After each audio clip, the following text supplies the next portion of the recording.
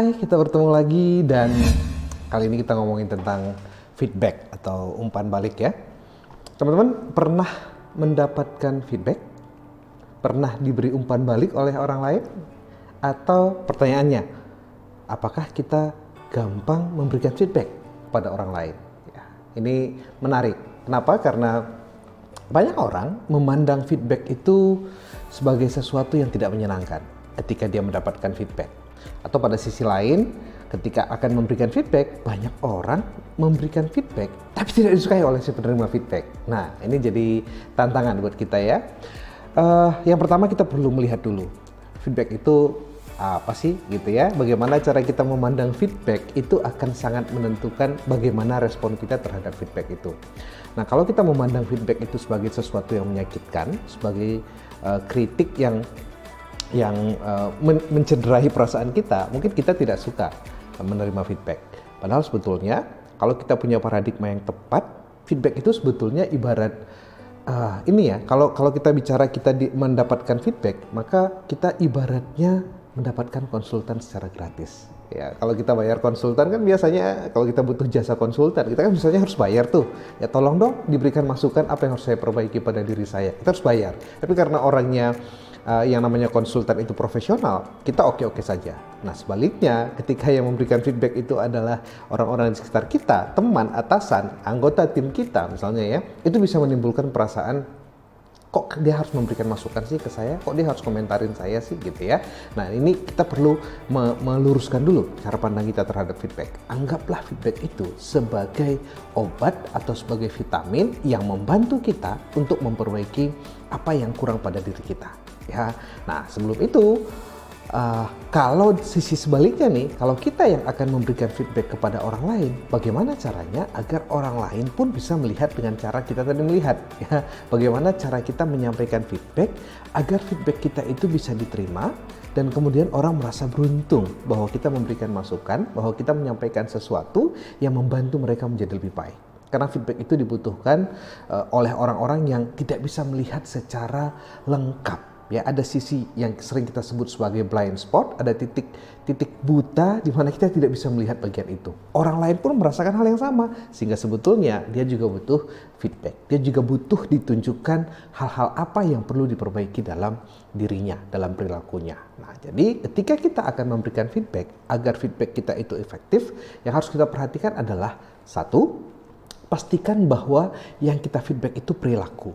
Sehingga ketika kita memberikan feedback, kita benar-benar punya hasil observasi atau punya data atau punya fakta tentang perilaku. Ya, perilaku apa sih sebetulnya yang perlu diperbaiki. Terus yang kedua, kita juga sampaikan dampak dari perilaku tersebut.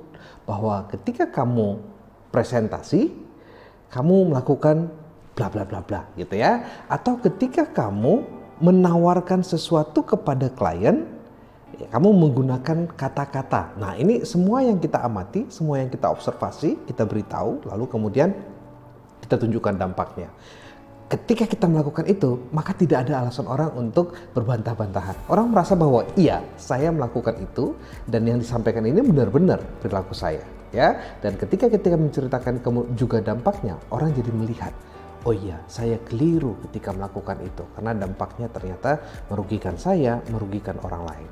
Nah, ini yang harus kita perhatikan ya. Ketika kita memberikan feedback tadi, tunjukkan fakta atau datanya, perilaku apa yang perlu diperbaiki, lalu apa dampaknya. Sesederhana itu. Ya, lalu sampaikan dengan cara yang bagus, ya, sampaikan dengan bahasa yang baik pula. Ya, biasanya kita menyarankan pakai bahasa saya. Ya, itu jadi membuat orang tidak merasa terancam dengan kritik atau feedback ataupun umpan balik yang kita berikan. Nah sekarang pertanyaannya, kalau kita yang butuh feedback bagaimana? Padahal belum tentu orang punya hati dan punya nyali untuk memberikan feedback kepada kita. Apalagi kalau posisi kita sebagai leader gitu ya, mungkin anggota tim kita tidak berani menyampaikan feedback terhadap kita. Ya, padahal siapakah yang paling layak memberikan feedback terhadap atasannya? Ya anak buahnya. Karena mereka lah yang paling tahu kualitas kepemimpinan leadernya gitu ya. Jadi mestinya yang paling relevan adalah kita meminta feedback dari anggota tim kita ya. Tapi ini butuh jiwa besar sih, tidak semua orang bersedia untuk mendengarkan feedback dari anggota timnya. Nah, maka ketika kita berniat, saya ingin tahu, saya ingin memperbaiki kualitas diri saya, kualitas kepemimpinan saya atau kualitas kerja saya gitu ya, maka kita minta feedback dari orang-orang yang kompeten, orang-orang yang layak untuk memberikan feedback itu. Posisi kita sebagai leader, tanyakanlah kepada anggota tim kita. Nah, bagaimana caranya agar meminta feedback ini menjadi sesuatu yang efektif? Yang pertama, jelaskan niat kita. Kenapa sih kita minta feedback ini? Bukan karena kita sedang butuh sanjungan gitu ya. Karena kalau kita butuh sanjungan, nanti jawaban yang keluar adalah jawaban yang bagus-bagus. Karena niat kita memang ingin memperbaiki diri. Saya ingin meningkatkan kualitas kepemimpinan saya, atau saya ingin meningkatkan kemampuan saya membawa tim ini untuk menjadi lebih baik misalnya ya. Terus yang kedua, tanyakan hal yang spesifik. Jangan tanyakan pertanyaan-pertanyaan umum.